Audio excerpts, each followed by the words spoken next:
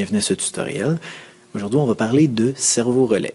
Ici, je vais travailler avec un cerveau relais Spike. Pourquoi? C'est parce que c'est un des cerveaux relais les moins chers. Et dans le fond, c'en est un qui s'interface pas facilement avec le VEX. Mais une fois qu'on connaît le truc, ça se fait quand même très bien. Donc ça ici, c'est un cerveau relais qui est on-off. Ça veut dire qu'il n'y a pas de demi-mesure, c'est le moteur est plein gaz ou à l'arrêt.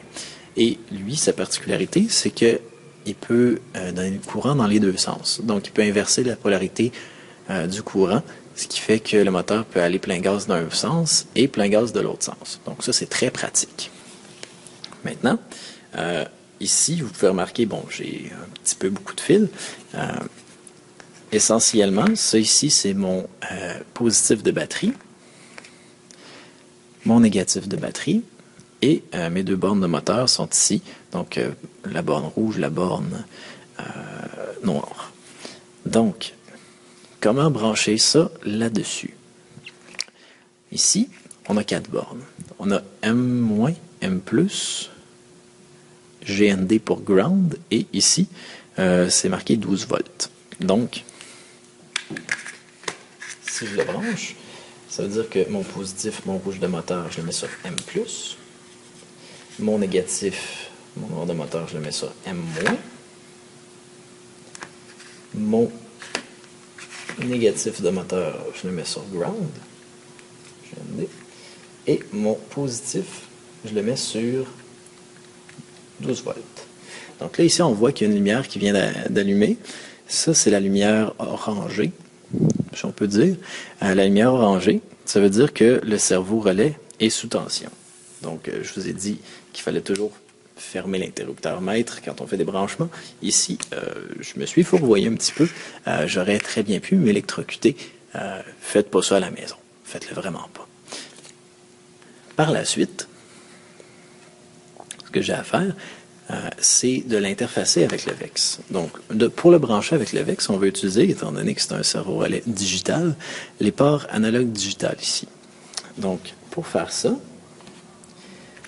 il va falloir que je sache comment le relais fonctionne et comment le VEX fonctionne.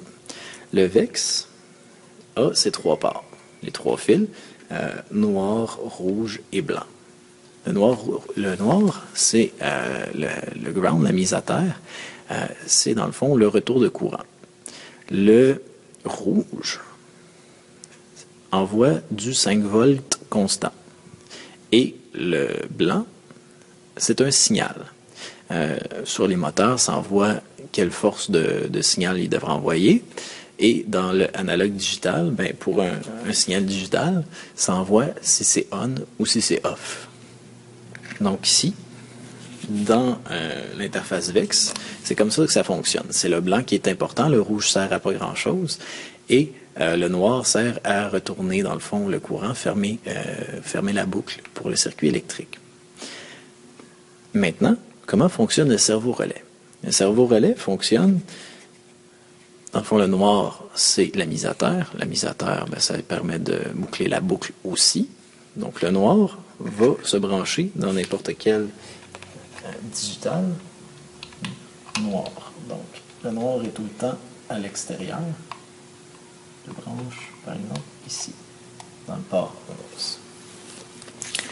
Maintenant, qu'est-ce que je fais avec les deux fils? Vous pouvez remarquer que je n'ai pas gardé le filage habituel, qui est celui-là ici.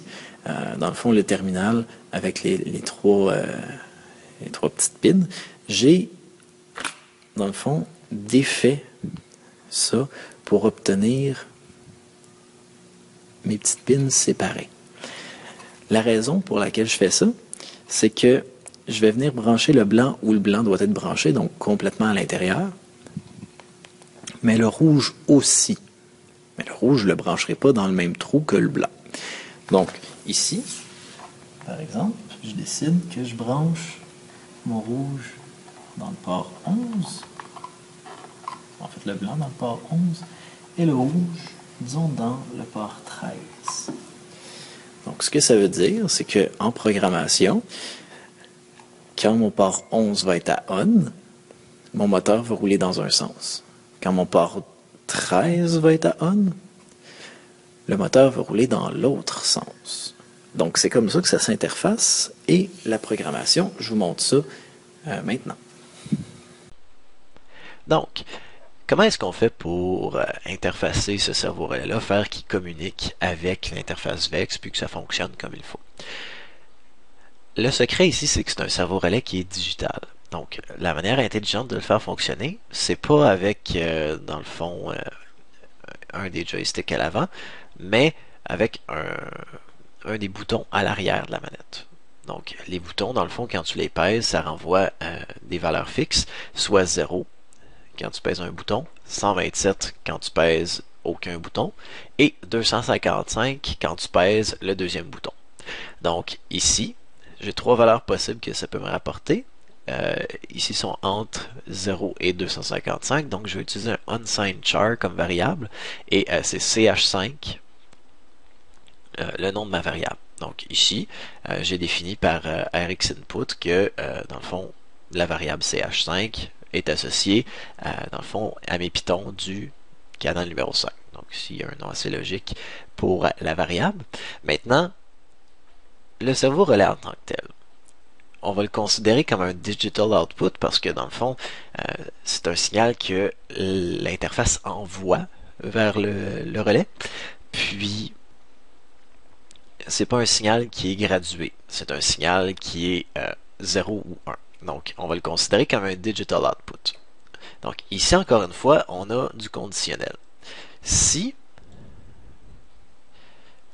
channel 5 égale, ou si j'aurais pu faire avec ça, 0. Donc, si mon Python qui est associé à 0 est enclenché, digital output, ici on les avait branchés dans 11 et 12. Donc, 11. Donc, le fil blanc était dans 11. Donc, mon fil blanc, je mets du courant dedans. Donc, je donne un signal, dans le fond, dans le port 11, qui arrive, dans le fond, dans la pine blanche du cerveau relais. Donc, ça va rouler par en avant. Donc, ça, c'est pour ça. Maintenant, if channel 5 égale 255. Ça, c'est l'autre cas qui est possible. C'est si jamais je pèse sur l'autre bouton. Mais logiquement, si je pèse sur l'autre bouton, ça veut dire que je veux que ça aille dans l'autre sens. Donc ici, l'autre sens, c'est ce qui est relié au fil rouge, donc à mon port 12, 7, 1. Maintenant, il y a quelque chose que j'ai pas fait. Il y a quelque chose ici qui manque. C'est que si je pèse dessus, ça va commencer. Mais ça va jamais arrêter. Il faut que je lui dise d'arrêter. Donc, if, si, channel 5 égale, j'avais dit que la position neutre quand je pèse pas de bouton, c'est 127. Donc, si ma variable ch5, c'est 127, alors, digital output, ici, le 11, on lui dit d'arrêter. Oh, il n'est pas à la bonne place. Donc, le 11, on lui dit d'arrêter. Mais pas juste le 11. Le 12 aussi, il ne faut pas oublier le 12. Donc, comme ça ici, ça c'est le programme type pour faire fonctionner un spike. Donc, une fois que vous avez programmé tout ça, voici le résultat que ça donne. Donc, si je pèse sur un des boutons, ça roule dans un sens. Et si je pèse sur l'autre bouton, ça roule dans l'autre sens. Donc, voilà comment fonctionne le relais Spike cerveau relais.